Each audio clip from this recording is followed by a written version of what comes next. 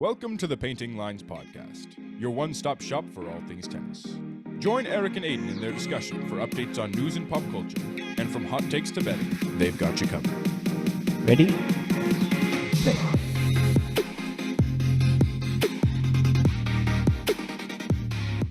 Welcome back to Painting Lines. Last week we delved into the history and current situation of the Davis Cup, and this week we're really excited to welcome Alafia Ayeni, an All-American who has been ranked as highly as within the top 400 in the world. Alafia, welcome to the show.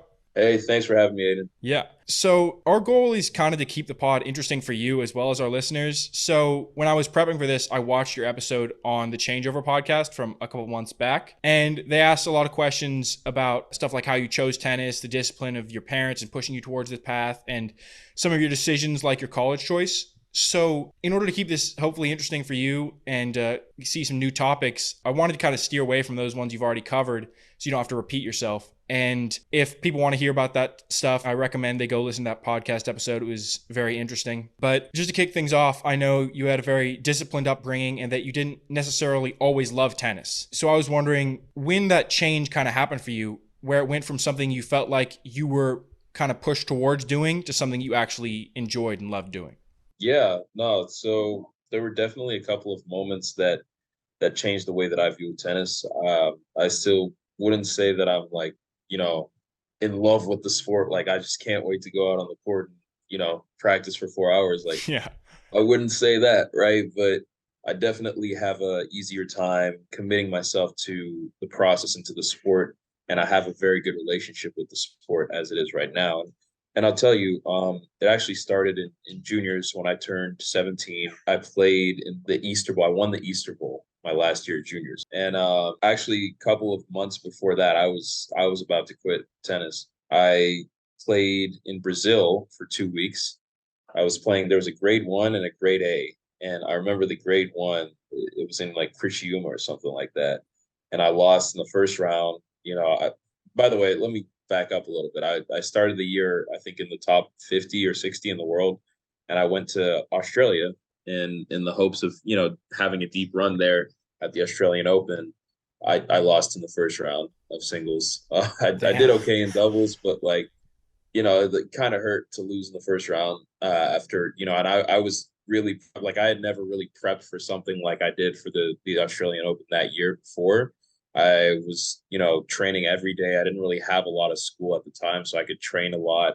I was watching videos actually of like the players playing at the Australian Open, so I could try and get a feel for the court without even being there. I was sleeping like earlier, getting up earlier so that I could adjust to the time zone more. Like, there was a ton of stuff. I won't get into like super specifics, but I was doing a lot more stuff that I wouldn't normally do because I felt like I had a good chance to make a deep run. And then all of that happened, and I just, went there and came right back. So, so that definitely dented my self-confidence in terms of the sport. Then I went on the South America tour, and I played those two in Brazil. And I think before that, I had lost a couple of matches as well, both on the pro tour and on the junior tour after the Australian Open. So I was in a bit of a rut. And I was kind of questioning why I was, doing this. I had a girlfriend back in school, and I was like, I'm losing time with her to go lose. You know what I mean? It's like, it makes sense. Yeah. Wow. And then I went there and I lost the first round of Brazil as well. And I to this guy I love him, but he was pretty much unknown at the time. Nico Mejia, he's a very, very good player. Very good. I think he's in the top 300 right now, or maybe even 200. ATP, but at the time he was like outside the top 150 in juniors or something, and I was whatever I was, like 60 or 50 in the world. It was a bad loss in my mind, right? And he was also younger than me, which in juniors you take it so much more seriously when you lose to someone younger than you. Yeah. So I was like, you know what? Next week is my last tournament. I'm done after that. I'll play the grade A because I'm already here in Brazil, but I'm done after that. My dad was not very happy to hear that, but I had my mind set up. I was adamant. I was like, I'm not doing this anymore. I can't keep losing like this. It's over, right? And then I think Brazil, the grade A, I ended up making the quarterfinals. I lost to my partner, Trent Bride, my doubles partner, who ended up winning the tournament. And then we also ended up winning the tournament in doubles. So that was a pretty, all things considered, was a pretty successful week for me. It was the first time I had made it past like the second round of a grade A. And, I was feeling good about myself. I was like, okay, I could try one more tournament, Yeah. I could try one Yeah. more. And so, I see the Easter Bowl and I'm thinking, okay, this is going to be my last tournament. Like, this is the end all be all. If I don't do it here, then I'm not going to do it anywhere because this is my home, and I Yeah. even skipped Carson. They have the one the week before. They used to have it. I don't know if they still do. They used to have a grade 1 the week before in Carson. And then they had the Easter Bowl. But anyways, I skipped the first one. I was just like, I'm just gonna go straight for that one. If it doesn't work out, I'm done. Yeah. And Wow. and I went there and I ended up, winning the tournament. And that was kind of a magical week for me because I easily could have lost in the first round. I easily could have lost in the quarterfinal against a guy called Kirill Segura, also a great guy. I easily could have lost in semifinals against Gibson, and I very, very easily could have lost in the final against Sebi Korda. He was up 4-0 in the third or something, or 4-1. It's a tough match too. I mean, because I know that you won that first set and then got beaten that second set 6-0. So that's got to be a tough mental challenge there. He has all that momentum going into that third set and then be able to flip that switch. I mean, I couldn't even be mad at the second set. I think I won like 5 points in the second set. I literally had no chance. Like, I mean, that's the way that he plays sometimes. Like, I mean, that's what Sebi does. Like, if you've seen him on TV or anything playing, like he does that sometimes. It's just like there's literally nothing you could do. Like, how can you be mad? Yeah. If I miss a shot, I'll be mad. The guy hit like 20 winners. Like, what am I going to do? Yeah, it kind of reminds me of what people say about, I think, golf a lot of the time is like, they're like, why do I keep playing this sport? And then they hit one great drive and they're like, okay, I'm back in. Yeah. It's like poker, it's I it know. gets you really good. And I don't know, that definitely rekindled my enjoyment for the sport because I am at heart a competitor, obviously. So I would just, as long as I'm winning, I'm happy. Yeah. Like, that's the It crazy thing sounds about terrible, but sports. Yeah. Yeah, like especially tennis, the sport just takes and takes and takes so much from you, but it gives back just that little bit to keep you hooked. And then yeah, sure enough, there you go on to win the next tournament. So definitely, definitely. So speaking about when you were a junior player, so you were really highly ranked. I mean, number 27 in the world at one point in junior players. You were the number 3 recruit in your class. My question is, while you were a junior player, how quickly did you get to like playing at the national or international level? When I was younger, I did okay for my age group. I think I made like sectional finals a couple of times and stuff like that. So I got like some wild cards into ITF junior events and I did well in those. Like obviously much lower level, like grade 5, grade 4s, but I did, quarterfinal, second round, semifinal, so stuff like that. So I was able to get enough points to get in. And then, you played all the national ones that are also ITFs. Like I think back then it was Tulsa, Carson, Easter Bowl, and I mean obviously Orange Bowl and Eddie Herr, and I think a couple of other ones, but they had a couple that were like national tournaments, but they give you ITF points. And I remember they used to not allow anyone other than Americans or like I think some South American countries to play Tulsa and the Easter Bowl. So that definitely helped with like ranking wise to get up there. So I'm not sure exactly how the junior tour is structured now, but back then it definitely was like if you have a good couple of results, like 3 or 4 good results, and then you can kind of establish yourself in those tournaments, at least in the qualifying. And anyone can dig through qualifying. So moving on from that, at what point like did you kind of transition and start playing in like professional tournaments? Because I know in like 2015 you just turned 16, you got your first like ATP point. And so like what point did you go from playing in just junior like ranking tournaments to actually professional tournaments? Probably when I was 17. I did get my first point when I was very young, but I don't think I backed it up at all. I think maybe I played like 1 or 2 tournaments in the pros after that because I was focused on trying to get into the junior slams.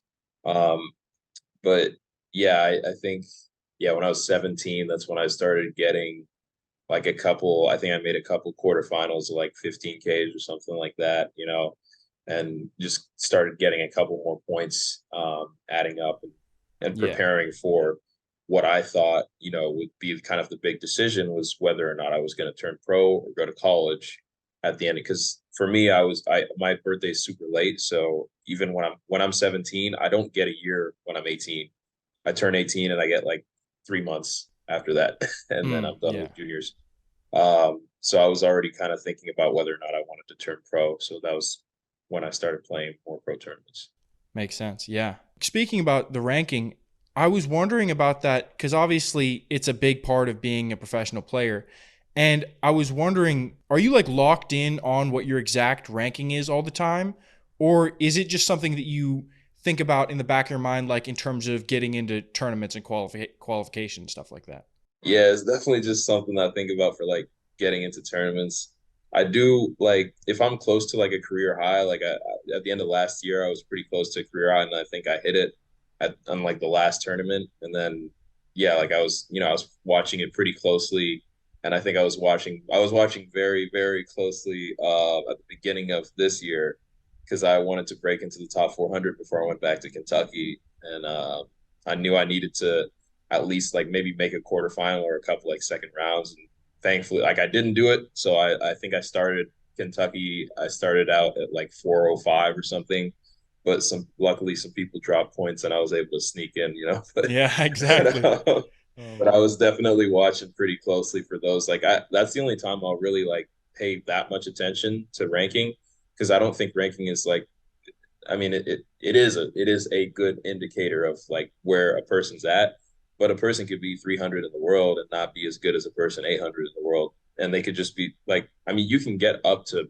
not 300, but I'd say you can get up to like about 380, 390 by just grinding like futures, or which again isn't a bad thing. Yeah. That's very difficult. Like, I find it very difficult to win future. I've only won one, and like I've tried many, many times, So, Yeah. but it's definitely like it's a different. I think it's a different path for everybody. And for me, I got, I don't want to say lucky. I did well. I performed well in a couple of tournaments, and that was enough to get my ranking up pretty quickly. And then there's other guys that have to like, fight through, that may or may not, like, I mean, I might be 390 and there might be a guy 700, but he's made, 6 semis in a row, and his level's like pretty good. You know what I mean? So Yeah. I don't put like too much stock on ranking in that regard. Makes sense. Yeah. But yeah, so just the last thing about why you were a junior player. I mean, you played some great guys, especially Americans like JJ Wolf, Sebastian Corda. Do you have any guys that stood out that you played against and or like beat while you were still a junior player? I have some guys that stood out that I lost to. Man, JJ, you brought up JJ Wolf, man. That guy, ah, he got me good. He got me good. I've only played him twice, or maybe I played him 3 times. I think I played him twice that I remember. I probably blocked out the third time or something, but I've never beaten him. And I played him once at the Easter Bowl, not the year I won, obviously. Yeah. And then I played him at Kalamazoo in the semifinals. I think that's probably what you're referring to. And that was, one of my, I guess, biggest regrets, because I felt like that year at Kalamazoo, I felt like I was definitely a title contender, and I kind of rode too high, if that makes sense, because I played another guy that I played a lot in juniors in the quarterfinals. I think I played Oliver Crawford, if I'm not mistaken, in the quarters, and I'd never beaten him before. I'd lost him about 4 or 5 times, and I finally beat him. And it was like on my birthday, and it was like an amazing feeling for me. And I kind of rode way too high, and then had to come back the next day and fight against a very determined person who was also very good at tennis. So Yeah. that was one of my biggest regrets, I guess, performance wise. Obviously all credit to JJ, but like performance wise for me, I was very disappointed. One of the, obviously it's like the match against Sebi stands out for sure. Just because like of the way that it went. I mean, who could have predicted that I would have won? I don't think anyone would have said that I would win that after seeing the second set. even me, you know, like, Yeah. like, How do but you you know, how do you like stay locked in a situation like that? Like, is there a mental feeling you're able to like lock in on? Is it like, oh, just play the next point, just focus on the next hit, or like how are you able to make that adjustment from a when they have all the momentum like that? yeah, I mean, I took a bathroom break. I remember he took a bathroom break after the first set, and I was like, oh, that kind of worked for him, so why not try it, you know? And you know, I mean, you do what you can to disrupt the momentum. You'll see it on the pro circuit. You'll see it everywhere. Like, you know, that's the reason why I think why they made the rule about the toilet breaks and stuff like that, because it's a very good way to disrupt momentum. To take time, to take a little bit more time between points, you know, just to like disrupt your opponent's pace of play can help you out a ton. If someone's like zoning and you say, okay, all right, I gotta slow down. Obviously within the rules, you have 20 seconds to think between points. And if you take your full 20, instead of like maybe my rhythm normally, I think my rhythm normally is like 10 seconds at most. Like I move quick, right? I'm trying to get through I go 7-6 in the third, it's an hour and a half, you know what I mean? Yeah. But like, but you know, if the guy's smoking me, like, I mean, I'm not gonna be rushing to get off the court. I'm not trying to go back home, you know. So like, I gotta take Yeah. my full 20 and relax. I think that helped out a lot. But Yeah. yeah. And then one of the other ones that actually really stood out to me, there's a guy, I'm not sure if you know him, but he's a Japanese guy. His name's Yuta Shimizu. Um, he's also around 300 in the world right now.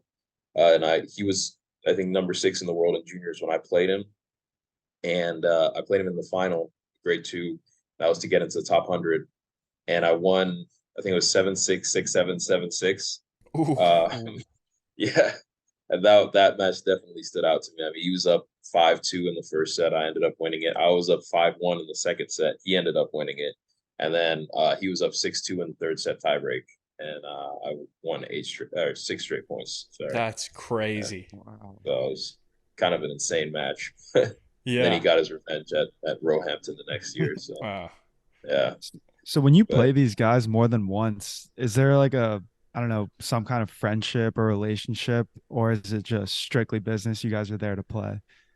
I mean, it depends on who. Like, you know, I respect JJ a lot, but I mean, we haven't really talked off the court. You know what I mean? But Gosh, yeah. someone like Utah, like it. I mean, I feel like I'm pretty close with him just because I see him on tour a lot. I see him on the Challenger Mhm. Tour a lot right now. So, and we know each other and we have a lot of mutual respect for each other. And the same goes for like, I mean, Ollie Crawford as well. I have so much respect for him and Patrick Gibson as well. He's been doing very well on the Challenger Tour. I've played against him a lot in my junior career. I mean, most of the guys that I play against a lot of times, obviously they're not happy to see me if I'm across the net from them. It's Yeah, vice versa for me, but you know, but you definitely. gotta like you respect it because you know how much work you've put in, and for someone to be that competitive with you and to be at the same level, you know they've had at least put that much work in too. So it's kind of like a fraternity of sorts, you know. Yeah. Hmm. 100%.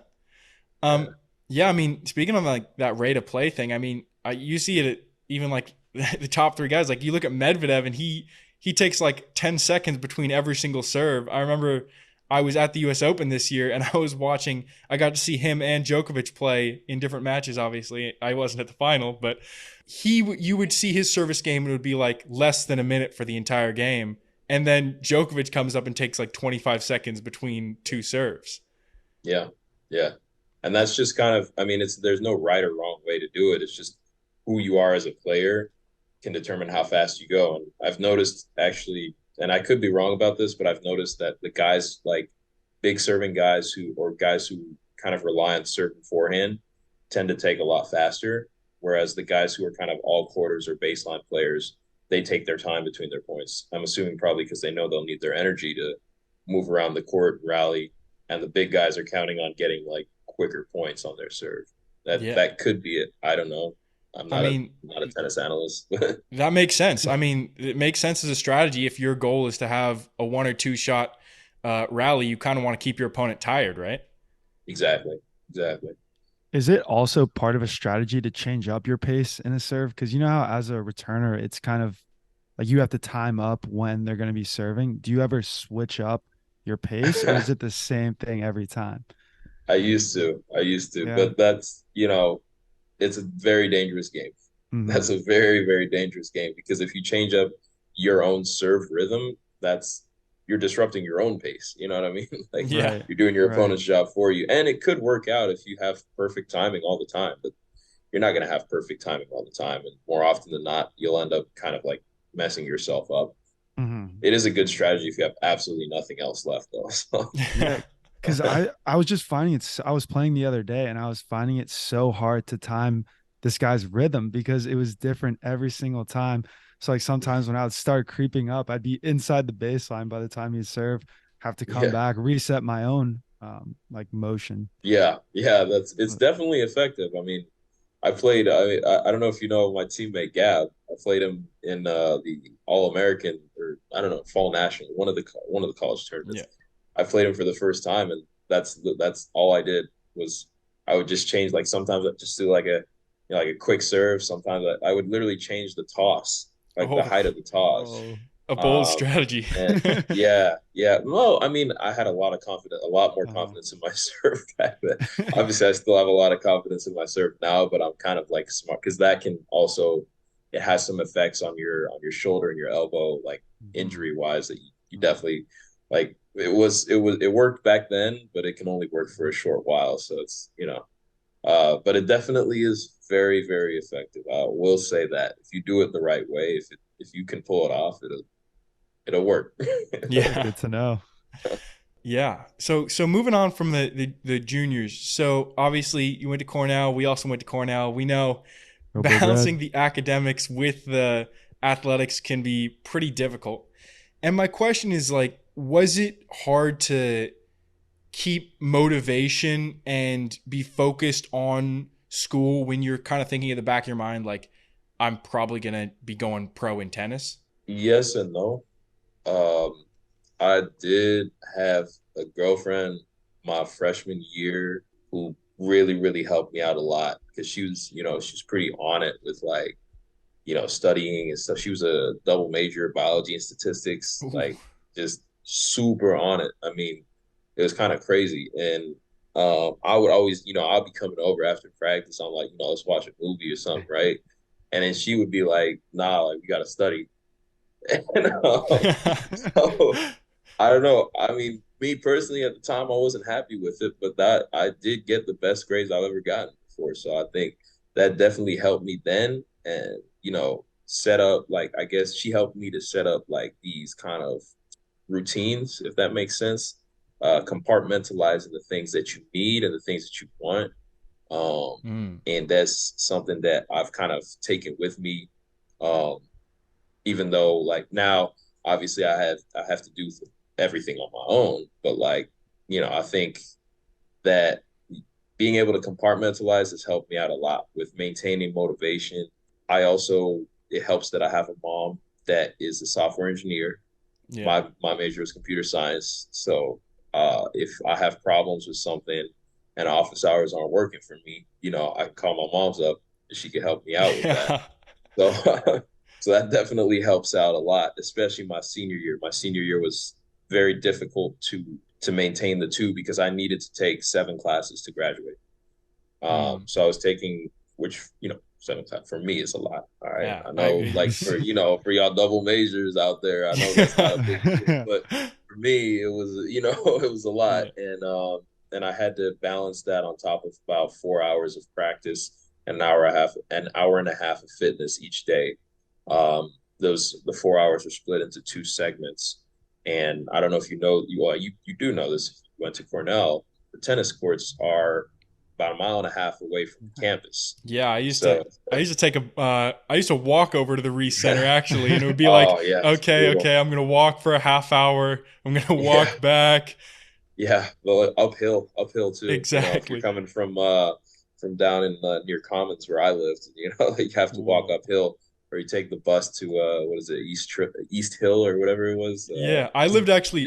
My senior year, I lived down like at the bottom of the Cascadilla Gorge. I would walk up Oh no, that and then walk yeah, from like the college town area all up to the Reese Center. yeah, no, that's brutal. That is Yeah, brutal. But yeah, that was kind of what, I had to go through just to be able to practice. And luckily, we had a couple of guys with cars on our team, but I really had to be on it because everyone's schedule is different. So I would have to like literally coordinate all my rides for the entire week, on Monday or on yeah, Sunday, really. Should really be on Sunday. and yeah, and yeah, it was kind of hectic. Not kind it was very hectic, but it's worth it to see the degree at the end. yeah. I think that's very important to get a degree, especially if you're playing in sports where an injury can just it can destroy your chances of making it at any moment. And although obviously you can go into coaching, probably I think I have very good credentials to go into coaching, but you do want to have like some sort of backup plan other than just only tennis, because you can also get disillusioned with it too. So that 100%. definitely motivated me to get my degree. Yeah. Yeah, I Yeah, mean, speaking of injuries, I know there was a guy my junior year, I want to say, on the football team, and he came back for a fifth year, and then first game got his knee blown out and just couldn't couldn't play. So yeah, yeah, it's like a very real possibility that this stuff can happen, and it's yeah, it definitely makes it like you have to be focused on both of those things. But yeah, yeah, so then you graduated, obviously went to Kentucky and formed that super team over there. I know you were talking about that on the Changeover podcast. yeah, Um, yeah.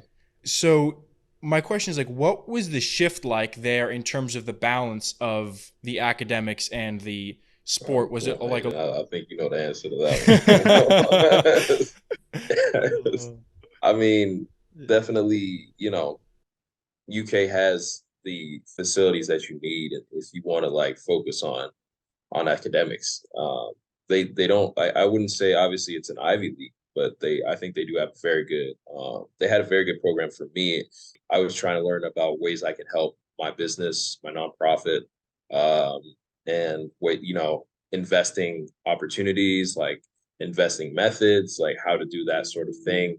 I was going to do an MBA, but then I realized how long that would take and how much money, and I'm like, I already have my degrees. Like, why would I put off? I'm in my physical prime right now. I don't want to put off going pro for another yeah, 2 years. Mhm. You know, so so yeah. I mean, I definitely think that the balance was it was a lot easier to figure out how I was gonna practice and stuff like that.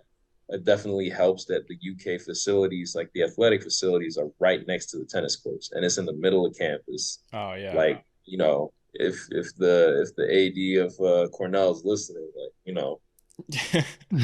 yeah, come moving on, closer. I know. you know. Jeez. Yeah, you're out But by the no, it was equestrian center. You don't need that much yeah, space. geez. Yeah, but no. So I mean, it was definitely a lot easier. I think I was pretty dumb at the beginning with like transportation and communication was not my forte. I'll be honest. So a lot of the times I actually did end up walking from my house to the tennis courts, which is another about a mile and change. I definitely had a lot easier time focusing on tennis, and I think it showed in the fall. I had a very good fall with Kentucky. I got to shout out my boy Kerry Rubin. I don't know if y'all are familiar with him at all. Probably not, but that guy he's magic right there. He's the human ball machine. Guy never misses. Guy is yeah. So I mean, he definitely helped me out a lot. Matt Gordon worked with me pretty closely, the assistant coach. Cedric also worked with me a lot on just kind of like the mental game, the strategic game, and stuff like that. So I think that that was the whole reason why I chose Kentucky in the first place. I don't know if I said that on the changeover podcast, but I think I talked about that a little bit. Which is that the coaching at Kentucky is probably one of the best, I would say, even in the world. I think that Cedric knows his stuff. He really, really knows his stuff, and you can see it with, I mean, Gab. is a great example, fantastic example. Liam is also a fantastic example. If you look at, obviously he's a great recruit, but his development after he came in to Kentucky is like, it's a huge, huge difference. And now he's going pro, and he's ready to go pro, and he's ready to do well on the tour. He's already made a Challenger quarterfinal, I believe, and won a couple of titles and stuff like that. He's doing great. Obviously, I would say that I'm probably a success story as well from Kentucky. I was already a very good player when I started there, but I think that they helped me out, polishing my game a lot. So, so I mean, it definitely, yeah, like just every part of being there is such a positive.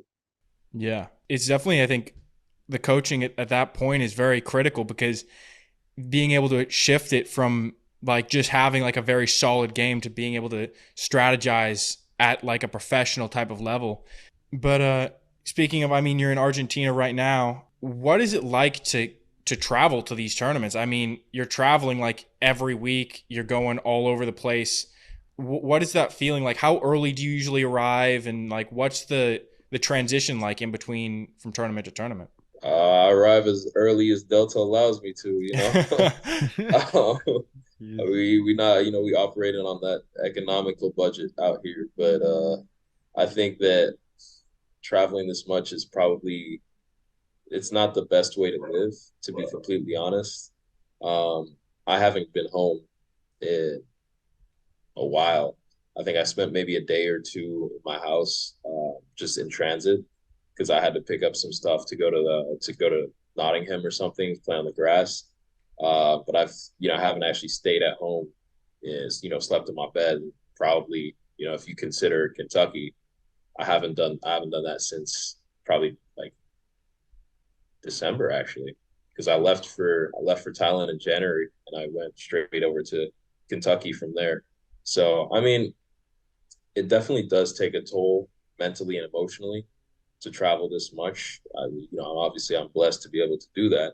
I'm very lucky, but at the same time, yeah, I've got a heart too, like, a Yeah. human too, so I gotta, sometimes it can be difficult, but I will say that, being able to travel and like meet other people, meet new cultures and new people around the world, it's one of the best things that you can have. And if you approach it in the right way, then it can shape your personality and make you a much better rounded person. Yeah, 100%. So you do get to kind of enjoy the culture side of these places you visit, or are you there just for business? Yeah, definitely. I mean, since I'll be losing in the second round and stuff, I got a couple of days. So, um, but no, I just I do like to like walk around. If I ever go to a new city, I always walk around, at least like a couple miles around my like the area that I'm staying. Just to see like, what the people are like, what the sites are like. I always try to be friendly with like the people who work at the tournament. They usually know the city a lot better than I do, because from there. Mhm. So they can help me out with finding nice places and stuff like that. And yeah, it is a very, like I said, it's very important to maintain your humanity when you're traveling. If you're only traveling and doing just one thing after another, like practice, and you meditate or whatever, you do your focus training, then you watch your opponent, or you watch like you have to watch a lot of film, whatever it is, whether it's yourself or your opponent, or you have to watch a lot of that. Then you got to talk with your coach, and you got to talk with your mental coach, and then like, and if you just let that overwhelm you and kind of like only do that, then you lose a lot in the long term. I did that back in 2021 or something like that. Felt like it was actually pretty bad. I got like depressed and stuff like that. Yeah, it's just not. It's a kind of a dark rabbit hole you don't want to go down, and Yeah. I can just assume it would be really difficult. You don't really have like that home base, like you're talking about, to kind of like recenter yourself. And so you're just all over the place all the time. So yeah, I mean, I'm glad to hear that you're able to kind of go out a little bit and like appreciate the places that you're in.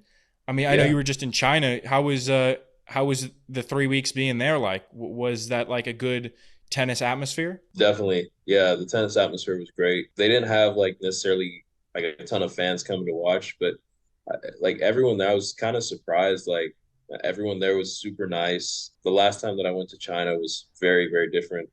Uh, but this time, everyone was super nice, like super friendly, welcoming. Like I personally felt like I had a great time there, and I had some tough matches and some tough moments. There's actually one time I got cussed out by one of the players that I beat. Like his dad, like I don't know what happened. It was Jeez. kind of crazy. It was in Shanghai actually, the second week, last round of qualies. I'm playing a guy who's ranked higher than me. I think he was like three something in the world, and obviously I'm not happy. I was not happy during the match, and I'm not going to pretend like I was some sort of angel child during. I wasn't, right, but like I was on Yeah. the court, and I never did anything towards my because it doesn't make sense to make your opponent mad. So I would never do anything against my opponent. I would always get mad at the ref. It's my thing. Mhm. Uh, not a good thing. Yeah. But yeah, the It ref keeps it was interesting though. yeah, he was making some questionable decisions in my mind, and I questioned those decisions because they were, questionable, and he didn't take too kindly to that. I don't know if you know, it's like against the rules to even imply that a referee is like not doing his job the right way or something. And Hmm. I was very, very angry. I was down a set in the break, and I was like, if you just want him to win, you could just default me, to the effect of that. And, he took that personally. He's like, yeah, that's a warning. Next time I hear anything like that, it's going to be a point penalty. And I'm like, whatever. Yeah. Right. You're like, I just suggested you default me. Yeah. A point penalty Yeah. means Yeah. nothing to me. Like you're just proving, yeah. Like, and so, a couple points later, the guy hits a backhand. Like it probably was in. I don't know. Like I was angry, man. Like I thought it was out. And Hmm. the referee's like, "No, it was in." I'm like, man, like here we go again.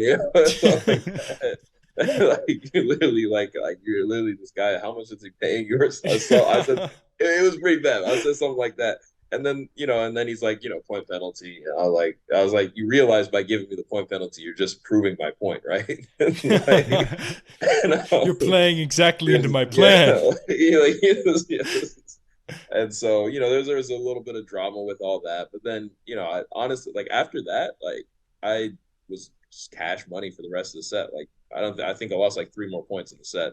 I got the break back, broke him again, like took the set, went to a third set. And this is where it kind of got a little bit iffy because he started getting a little ornery on the other side. I would too if I was up a set in a break and have to go 3 sets in Shanghai where it's like 300% humidity. It's Yeah. brutal out there.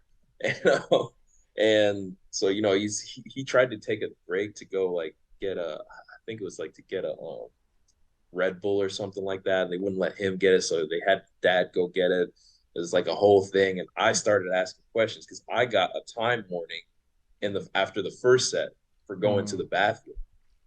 Keep in mind, I ran to the bathroom. The bathroom is like a mile away. It's not Oh a mile my away. God. It's pretty far away. And like I literally sprinted to the bathroom. He's like, just sprint there and come back. Don't worry, it's gonna be all right if you get in like under 45 seconds or something like that. That's Jeez. what he told me, Right. right?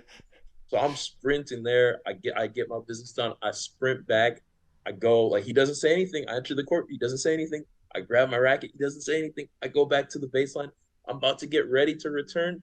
Then he says, "Time violation." And like Dude. I got very rattled because I was under the impression that he couldn't wait like half a like seriously like you're gonna give me I'm about to get ready like it was half a second but Yeah. it turned out he had to give me the warning anyway. He explained to me after the match, but I didn't know that in the match. Hmm. And it made sense after the match, but in the match he didn't explain it to me, so I didn't understand what was going on.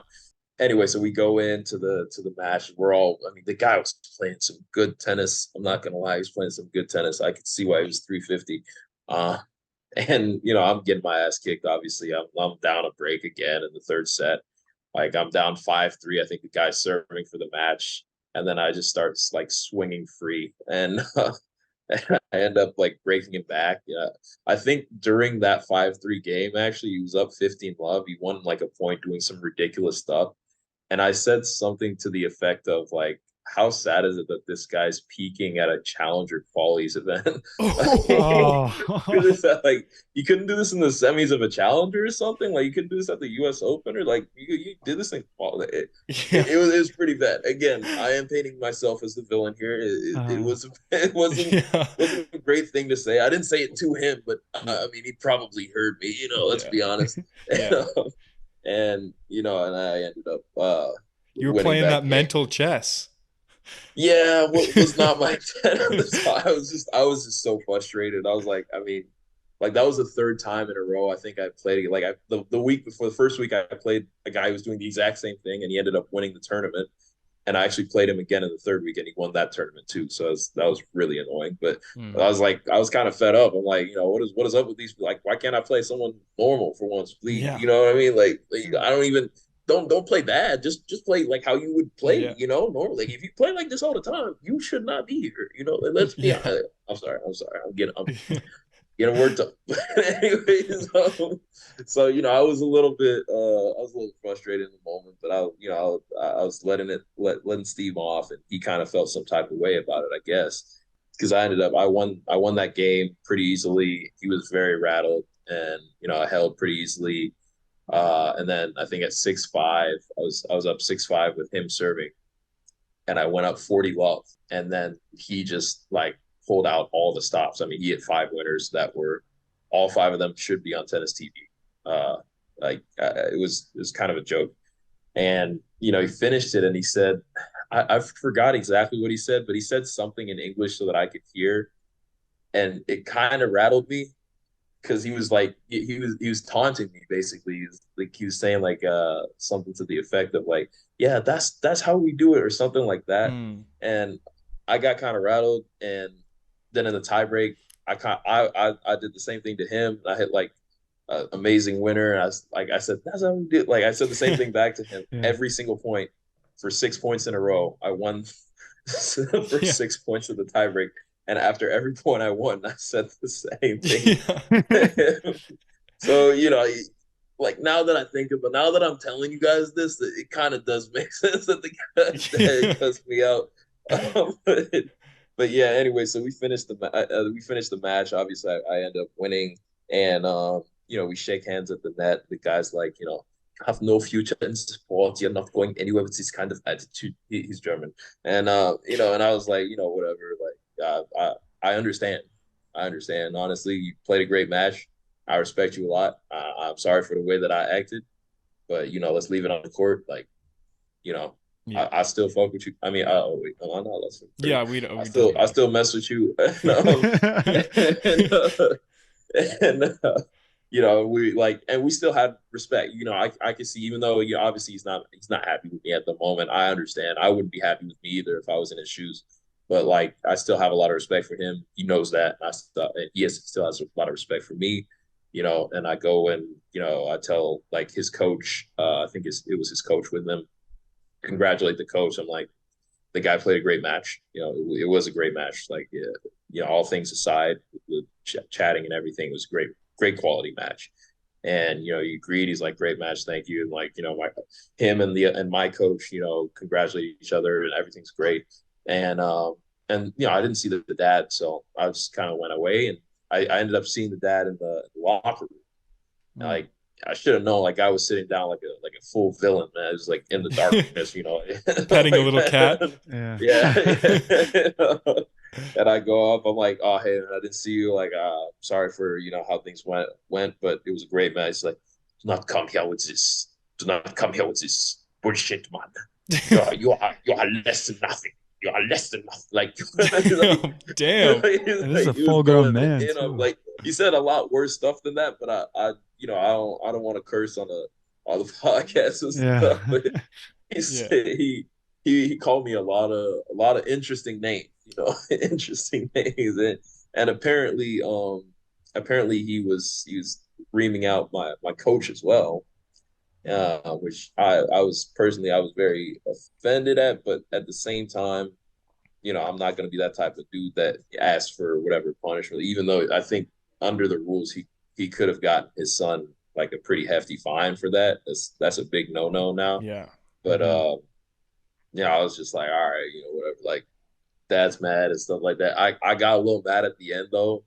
I clapped back. I was like, what was the score? Yeah, It was exactly. still in the Scoreboard. tournament. Yeah, you gotta Like, stand up for yourself. tournament, I had to get a little jab in there at the end. Like I could, I know Jesus teaches us to turn the other cheek, but I turned it like 45 degrees. I didn't turn it the whole way. He's gonna Yeah. have to forgive me for that one, but Just but enough that yeah, you so could that was, still he could still hear you say scoreboard. yeah. But no, that was definitely one of the more memorable moments of probably of my career so far. I mean, that's probably the closest I've come to like fighting someone that's outside of the court. Obviously I would never do that. It just would be kind of unfair.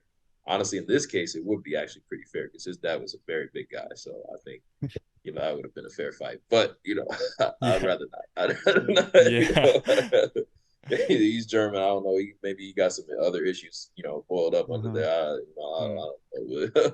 But anyways, so that was pretty memorable moment. But yeah, the whole trip was fun.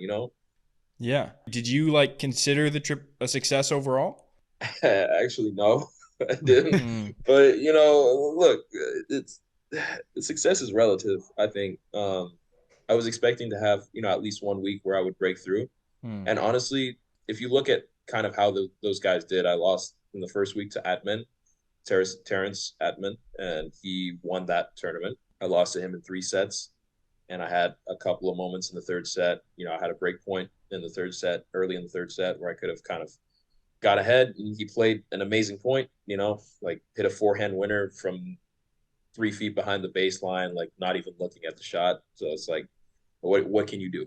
Yeah. And that was his week. I think he saved the match point in the first round by hitting a forehand let winner, and then played me and did that on the break point. It's like that was just it was his week. It was meant to be. Mm-hmm. Okay, fine.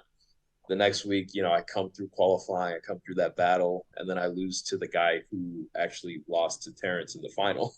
Oh my And I lose gosh. to him in 3 sets as well. And Oof. I'm like, and I have, I think 40-15 on his serve at like 3-all in the third set or something. Can't do it, Mm. and that definitely is also like, it stings a little bit, like, yes, I did well to get there, but Yeah. it kind of sucks when it happens against you, Yeah. And then the third week I played Terrence again in the second round. And this time I saved set points in the first set, and I was actually up like I was up 6-5, very close to set point in the first set. And I was up 2-0 in the tiebreak in the first set, ended up losing the tiebreak. I had heat exhaustion, and I had low blood oxygen levels in the second set, so I could barely kind of move, but I still was fighting quite a bit. And I ended up saving 3 match points in a row. I was up 5-3. I think it was 5-3. Yeah, 5-3, 40 love serving. Came back, took it to the tiebreak again. I think that one I did have a set point in the second set. Oof. So technically, I could have won that match in straight sets if a couple of points had gone differently. Yeah. Um, and he ended up winning the tournament again. So, Yeah. you It know, sounds like just some unlucky draws there. yeah, I mean, yes and no, but you win those matches and you could be the one winning the tournament, That's true. and maybe it's just a matter of like, I need to get better in a couple of more points and just be able to turn those 1 or 2 points that make the difference in the match around against those type of players, and I can make a big breakthrough. In that sense, I would say it's a success because it taught me a lot about like where my level is at right now. I think I didn't have as much confidence in my tennis level as I did. Like I didn't have as much confidence before the trip, and now I have a lot more confidence in my level, and my ability to just like compete, leave it all out there. Yeah. But points wise, definitely was not where I expected to be. My ranking obviously did drop quite a bit because I didn't defend the quarterfinal in Winnipeg from last year. I made the quarterfinals of a challenger, and a couple of second round challengers that I didn't defend as well. And I have the big one coming up in a couple of weeks, which I'm going to try and defend here in Buenos Aires, semifinals of Fairfield, where I lost to Gab last year. So that's definitely, I mean, I'd be lying if I said it wasn't on my mind. This is probably the last I'm gonna speak of like those points, just because like next week is gonna be about a week and a half away from starting to actually have to defend that. So it's not good to think about those type of things when you're doing it, because you're not gonna be Yeah, able to do it. You know, 100%. so but definitely in the moment, like when I finished the China trip, that's what I was kind of thinking. Like I didn't defend the semis, you know, and now I'm gonna have to pin it all on one tournament, which I, Mm, you know, I didn't want to do. Is like that's the whole point of going for 3 weeks. So instead of defending 30 points in 1 week, you can make 10, 10, 10. You know, mm, then you'll be good. But yeah. anyway, I don't know if that No, answers your yeah, that question. definitely answers it 100%. But I Yeah, mean, hopefully that silver lining of knowing more about yourself and your game can hopefully like translate to finding more success in maybe other tournaments. definitely, definitely. One thing I wanted to ask, a little bit unrelated, but is about the new ATP baseline initiative that they're bringing in 2024. And to me, it seems like you're the type of player that I think would benefit a lot from this initiative based on where you're ranked. But it's limited to the top 250 right now. I was wondering if you have like looked at that, and like my initial thought when I looked at it was that it would probably be more beneficial if they made a deeper ranking to like the top 500 or so. But do you have any thoughts about that? Have you looked at that at all? Yeah, yeah, definitely. I talked actually to a couple of the ATP supervisors in China about that, and and I brought up the same point that you did. I think it would be much more beneficial for players that are, like kind of outside the top 200, where you're not making slam qualies, but you're playing well enough to be on tour and playing challengers every week. You should be able to at least pay for your travel and every on your expenses at the very least. You don't have to necessarily make a living, but like at least be able to pay for everything. And he responded, which I think is very accurate. The guys that are in the top 250 are the ones that are bringing in a lot of the money. Let's be honest, Challenger TV isn't necessarily bringing in the bulk of the money for the ATP. I mean, not necessarily, it isn't bringing in. Yeah. I think it actually loses them money to put on challengers, the ATP. So, from that perspective, although it obviously is a bitter pill to swallow for guys like me, that's just the way that it is. Like, they're losing money trying to help us out already. So, it doesn't make sense for them to take away from those guys. And, as much as I would love for there, I think that there can be a better restructuring of just marketing it. The way that tennis is marketed, I think could be a lot better. I think there is a large audience out there that, I've tried my best to. I think that we as people, Black people, we're waiting for a chance to kind of seize it. And I think Coco and Ben at the U.S. Open this year have kind of opened the door very wide for that. And I think that they've made tennis a very popular sport in the U.S. again, and that's definitely helped a lot. And I think that will help a lot in terms of us smaller players, in the future, because the more people watch, the more revenue comes in and stuff like that, the more that we would get paid technically. That's what they told me anyway. So Yeah. so the way that I think that it is a good initiative. I think it's a good incentive for me to get to the top 250. Hmm. You know, Yeah. like, let's be honest.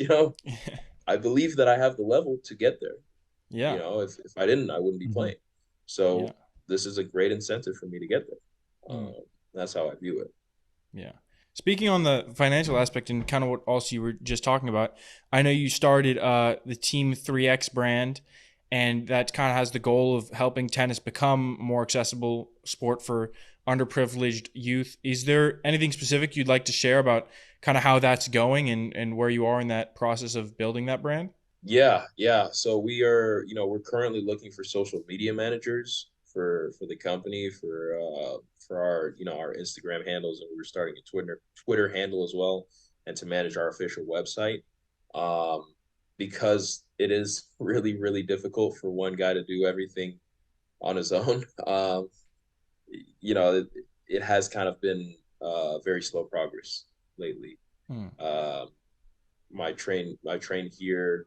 I think like about 8 to 10, 10 to 12. I get an hour and a half break, and then I do 4 more hours in the afternoon. So by the time I come back here, that I'm not very useful in terms of, other stuff outside of tennis. So when I'm training, it's very difficult for me to advance the company. So I'm looking for people that, you know, even if it's just on a like an hour a week, basis, if there's anyone there that has experience with social media or web development as well, um, who would like to, come on the team, is interested in trying to make a difference in the African American community, send me a text or send me an email.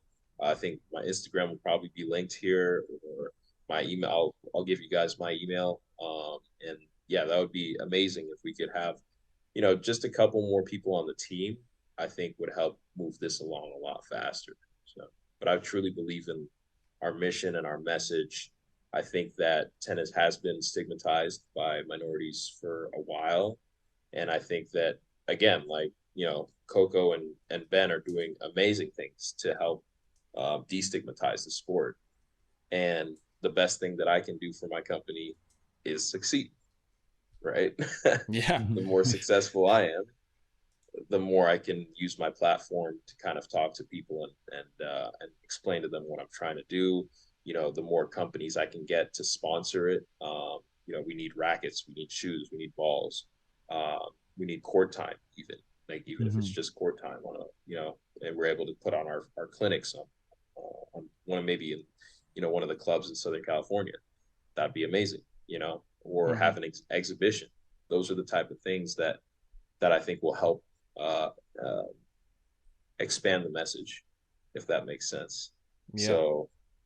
So that's where we're at right now. I'm not gonna try and sugarcoat it. It is rough going. Starting a business is very difficult, especially when you have a full-time job. Yeah. It is pretty difficult, but I'm doing the best I can with what I have. Glad to hear it, and hope we can hopefully maybe we can help you find someone to help you out there with the social media and stuff. Definitely, yeah. Yeah, one last general question. I mean, just going back to a kind of a broader note, I'm just wondering, like, if you have any thoughts about like who, like, the best player you've ever played is, who's the best guy you've beaten. I mean, one guy was looking at your like results, and I saw you beat Lucas Pouillet. I mean, yeah, Luca Pouille, yeah, he's a that's right. former Earlier top this 10 year. in the world guy. Like, Yeah, yeah, who would you say? yeah, Do you have like anyone that stands out as like your biggest guy you've played or match win? yeah. I mean, I don't think Luca counts, because he was struggling with it. He actually played a guy called Jacob Mensick. I don't know if you know who that is. Very young guy, but I think he's in top 150 or 120 now, and he's had a great year so far, and he was playing really well. So they had a very tough match. He was kind of a little bit hurt when he played against me, so I don't really count that. But I had a good win. I played Kyle Edmund, and I beat him. I beat Michael Moe in the same tournament there. That was a very good win for me. Trying to think who else have I played. I played Arthur Rindunet when he was around 50 in the world. And I lost 6-4, 7-5 in the third, but I won the first set 7-6, and I was up 4-2 in the tiebreak of the second set. I think I played an amazing match. He played a great match as well, and he ended up making the final of that challenger. So I mean, that stands out. I played Dan Evans a couple of years ago. Was up a set and a break on him as well. It's becoming a That's theme, cool. isn't it? No. Yeah. I was up a set and a break, and I twisted my ankle. Oh, Couldn't walk on it. I ended up having to retire after the second set. So that was one of 2 retirements that I've ever had in my pro career, I believe. So so that kind of sucked. But I think I was playing pretty well there too. So those are the ones that stand out. that's great. Yeah, that's a big match. Dan Evans. Yeah. Well, back then I think he was like 200 or something. So. But yeah, cool. so that ends kind of most of my questions. I mean, sounds like you're prepping for this this big tournament in Buenos Aires, but do you have any other plans, like end of the summer and as the season kind of winds down into the winter? Yeah, I would love to get back to the US at some point, Yeah. I think I'll play the swing down in, Knox, Charlottesville, Champaign, those guys. Mm. It'd be good to be on a college campus again. And my sister's having a baby. I'm gonna be an uncle, so I'm really Wow. looking forward to Wow. that. Congratulations. Congratulations. Yeah. So I'm very happy for her and very happy for my family. So we're gonna have I'm expecting to have a lot of like, quality family time later in the year to make up for the, zero contact this year. Jeez. But yeah, Dang. no, it's definitely I think the fall's gonna be a great fall. I think the winter's gonna be a great winter as well. I'm working hard right now, and even if I don't perform, as I expect to in the next couple of weeks in Buenos Aires and Santa Fe, it's okay. Yeah, Life goes on. exactly. Yeah. That is the best way to look at it. Yeah. So I have a couple just fun rapid fire questions before we like hop into segments. It's pretty interesting. So if you get hit with any player, past or present, who would it be? Djokovic, 100%. Djokovic. Okay. And what professional player, past or present, who do you trust the most to save a match point? To save him, I mean, it's got to be It's got to be Djokovic. Djokovic again. Yeah, I of know. course. I know. All right. And then who is your favorite player growing up? Growing up, my favorite player was Nadal. Um, Breaking when the I Djokovic train. I know. Yeah, I was gonna. yeah. But once I started playing the junior slams, and I've met, obviously I've met Don's great guy, like one of the nicest Mhm. people I've ever met. Um, and I met Djokovic, and he's also a very, very nice guy. I honestly don't know why the media vilifies him so much, but Yeah. Yeah. um, but I would have to say, like after I started like seeing kind of what it takes, I think Djokovic impressed me a lot more just because honestly, and this is not a dig at Djokovic, but I don't think he has the level of talent that Nadal and Federer has. Mhm. Like just pure talent wise, I mean he's not like that far behind. It's not like he's that far behind, you know what I Mm. mean? It's like 2,000 gallons as opposed to like 1,950, you know what I mean? Yeah. But I don't think he has as much talent. But he is like maximizes Mhm. every single part of his game. It's honestly mind-boggling like how much he's willing to sacrifice to make himself the perfect player, and that's something that I truly admire in him. Mhm. Yeah. Yeah. Yeah. So this next one, do you have a player that you try to model your game or your strategy off of, or who do you think you play the most like? You're gonna laugh.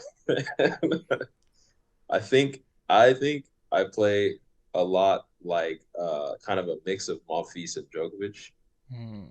Ooh. in that I'm very flashy, but I get a lot of balls back, like a Mm. lot of balls back.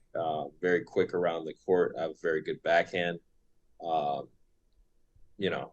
it's just yeah. But I think I come to the net more than Djokovic. I probably Mhm. have a bigger serve than him, but Mm. yeah. Good stuff. And do you have a pregame ritual that you do every single time? Ooh, I used to. I used to listen to classical music before every match. Uh, listen to Rachmaninoff, and I would listen to Bach, violin concerto. I think it was Concerto 67 from the Of or course. Opus 67, whatever it Classic. is. And yeah, but now I do this thing with my arms where one is one is going forwards, one's going backward. That's just about it, man. I just like try and boost myself up, like do Yeah. something silly, and Uh-huh. like I look stupid in front of everyone else, and I'm okay with that. I'm like, all right, that's the worst thing that can happen. Yeah, be Now loose. let's Be go loose out there. play. Right. Yeah. Yeah, At the exactly. end of the day, yeah, your job is, you get to play tennis for a living. Not many Yeah, people get yeah, to say they do that. So exactly, might as well have fun with it. And exactly. what would you say your biggest strength is and then your biggest weakness? My biggest strength is my inability to give up, for sure. Let's go. For sure. I never, ever give up, even when I probably like should, like definitely should. Yeah. I still don't. Um, But my biggest weakness is also that. Oh, double-edged Because you tire sword. yourself Because, out, right? you know, Like you don't yeah, concede well, points no, I or mean, yeah, in the long term, it can end up hurting. mm, You have to learn to let go of certain things in tennis, uh, and in life. You want a life lesson, Mm. lesson. You have to learn to let go of certain things to grow as a person. Because if you keep being tied to the same thing that you've been doing for years and years, and it might have worked for you when you were younger, but doesn't work anymore, keep trying to do it, it's actually going to make you worse. So I have trouble recognizing which of the things I need to keep and which of the things I need to cut because I don't want to give anything up. I just want to keep mhm. gaining, Yeah. and that's impossible. So I guess that would probably be my biggest weakness. But if we're talking like shots or something, I don't know, man. Like, let me think. It used to be my forehand for sure. Like, in juniors, everyone says go to Alafia's forehand. But now it's low key like pretty good. Like, Yeah, turn your can't weakness really into a say it's strength. yeah, I can't really say it's a weakness anymore. I don't have any huge Uh, weaknesses in my there you game, go. Hey, yeah, you you don't know. have to answer. That's good. Yeah. And my final question have you ever smashed a racket? I mean, uh, a lot A of lot. times. I Very was gonna say if I large had amount. unlimited rackets, I would be smashing them left and right.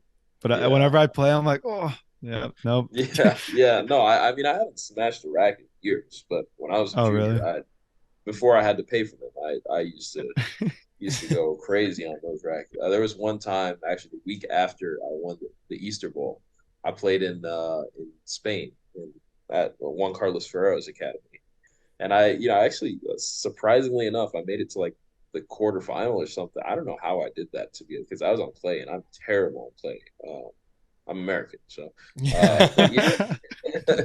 and on the quarterfinal, obviously I'm getting my butt kicked. Like it's not even close. I'm jet lagged still. I flew over and I had like literally less than a day to prepare and had to start the tournament from the Easter Bowl. And so like I was just in a bad mood and I ended up losing the match in three.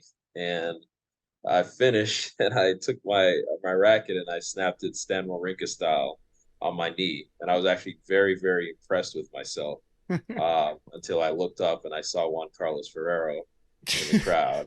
Uh, he probably doesn't remember it, so I guess Yeah. that's a plus. But yeah, for me, it was a very embarrassing moment.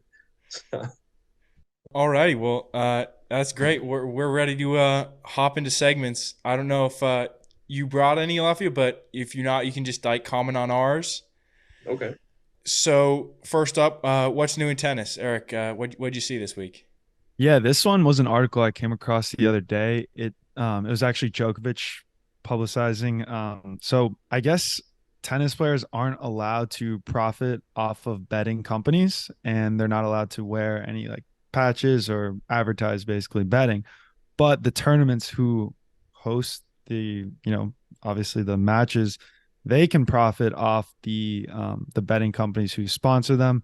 So he's basically saying that the players should be splitting the profits 50-50. And another component to that is, I guess there's been a history of match fixing, especially in lower ranked players. And essentially by doing this profit sharing or splitting the profits, then it kind of eliminates that whole incentive to cheat and match fix. So I thought that was interesting. I think the players are getting the short end of the stick here. So I do like how Novak does kind of, even though it doesn't affect him whatsoever, he's still making it, public knowledge. So thought that was pretty interesting.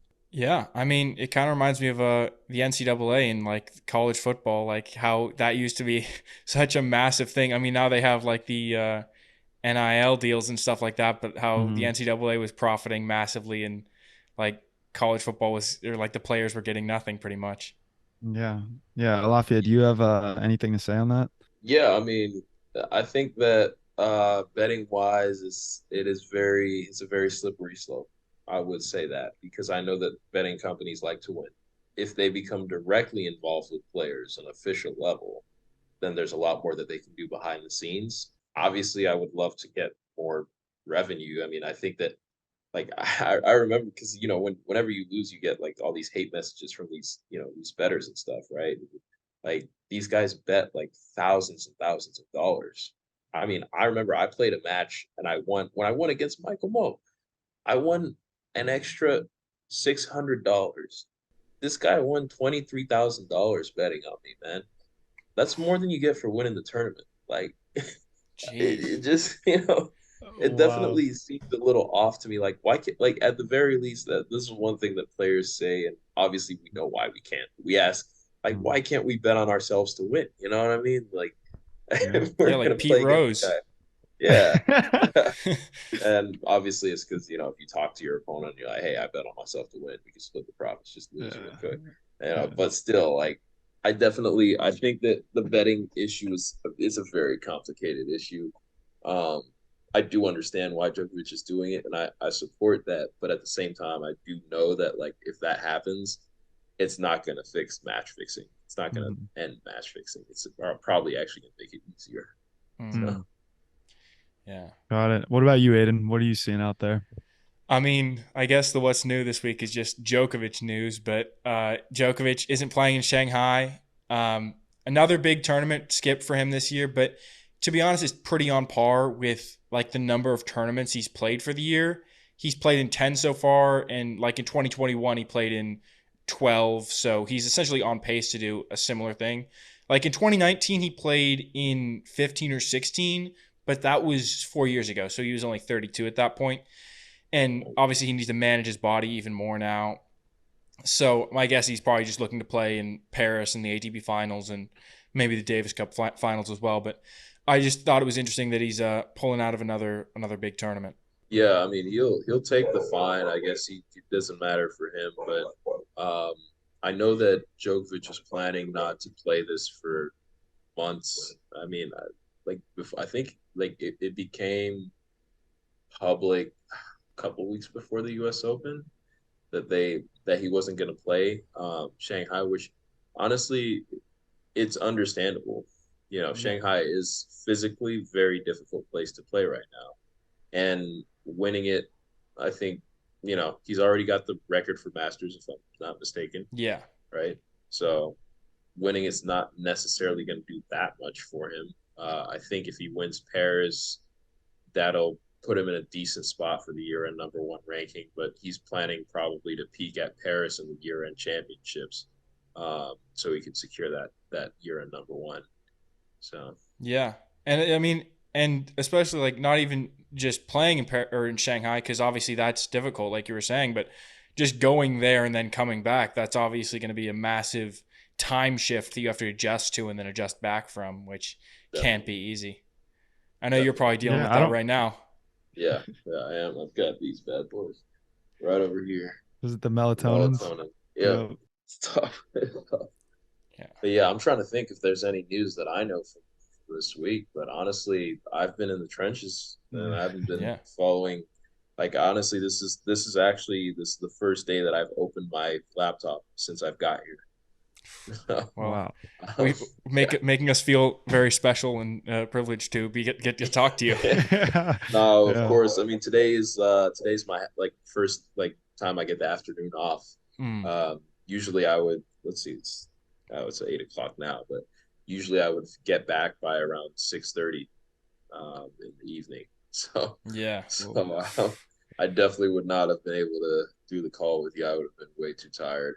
Yeah. Um, Understandable. yeah, I've noticed something though. I mean, it's kind of smaller news because I've been following, my friends and stuff, and Tristan Boyer, he trains here as well. He used to train here. I don't know if he still does, but he made the final in a Challenger 100. He's in the final right now on clay as an American. Ooh, I thought that's it was pretty exciting. interesting. Yeah. That's a young guy. He's struggled with some injuries in the last couple of years, but he came back and started the year at like 1700 or something. I think last year.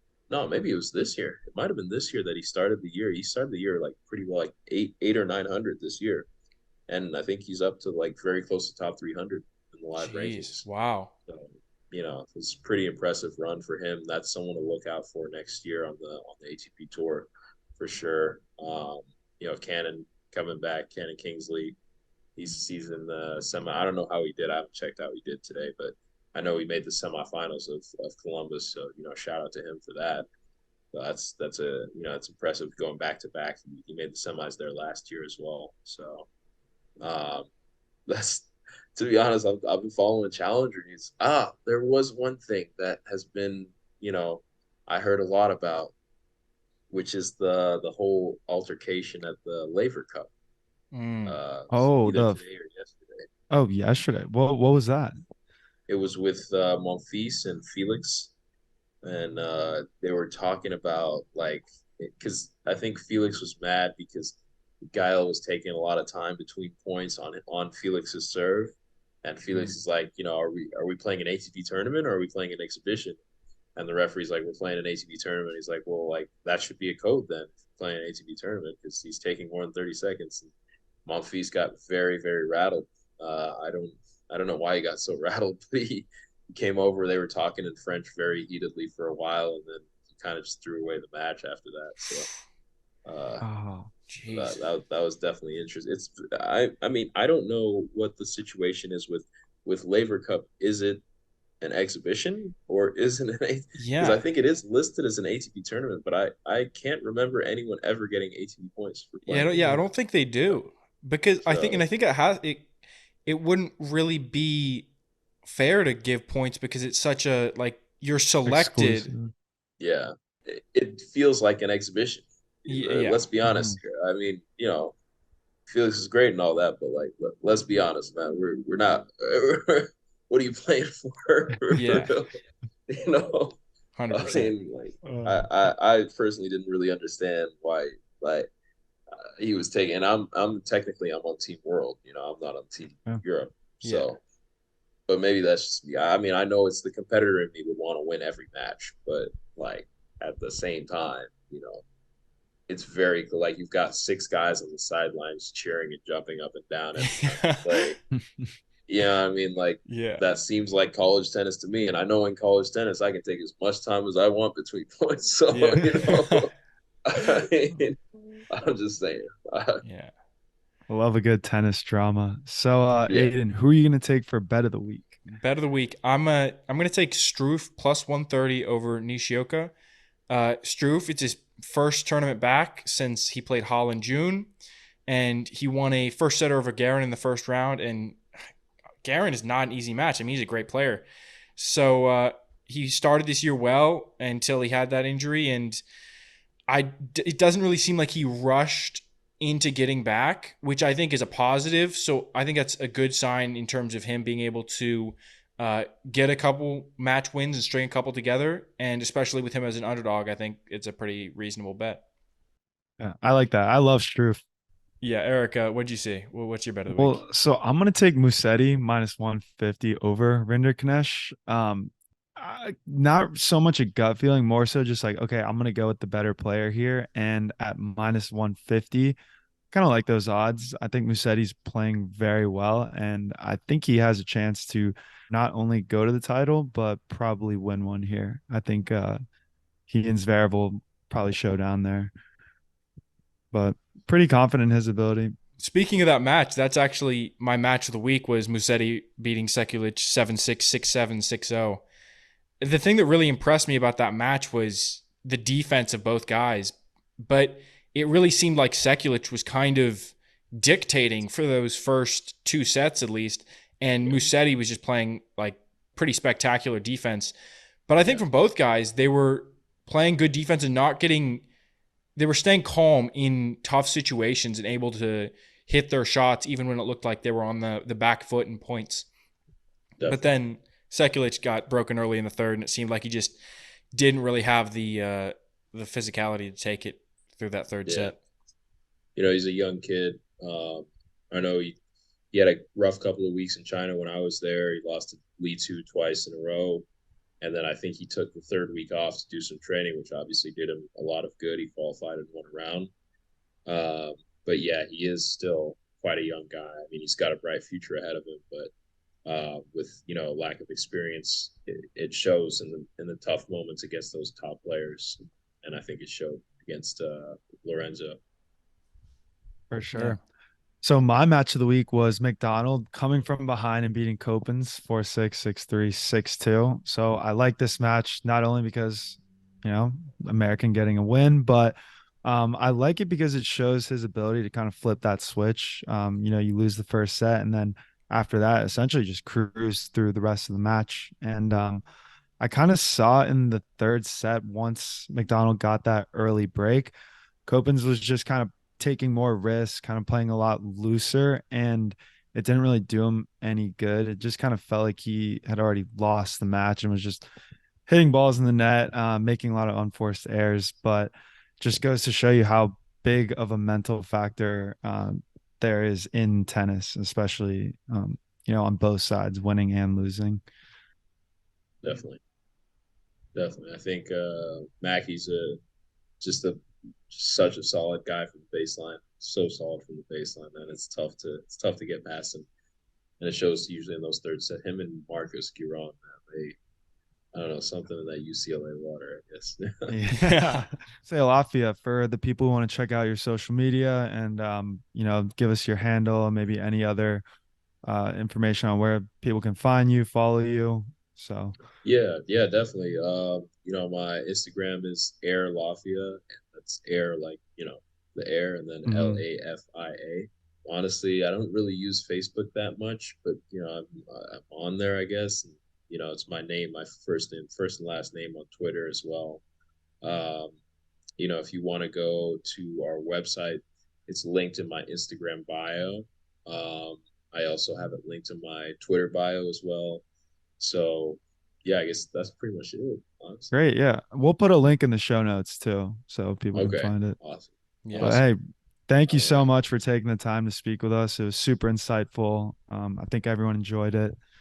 Yeah, of course. So no worries. Yeah. Thank you for having me. Yeah. Well, thank you for coming on. All right. All right. And that's the show. If you're not already subscribed, go ahead and hit that subscribe button.